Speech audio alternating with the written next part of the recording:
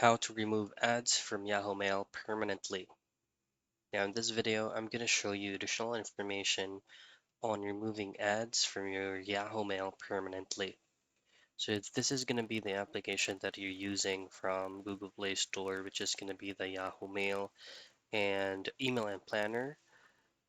You will actually not be able to remove the ads from the application itself.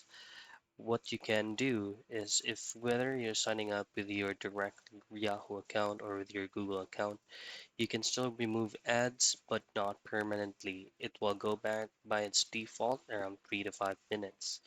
The only way for you to be able to remove it permanently is to open up your preferred web browser from your device, and then on the search box just simply type in Yahoo Mail Premium and choose on the very first link that will redirect you into yahoo.com's official site.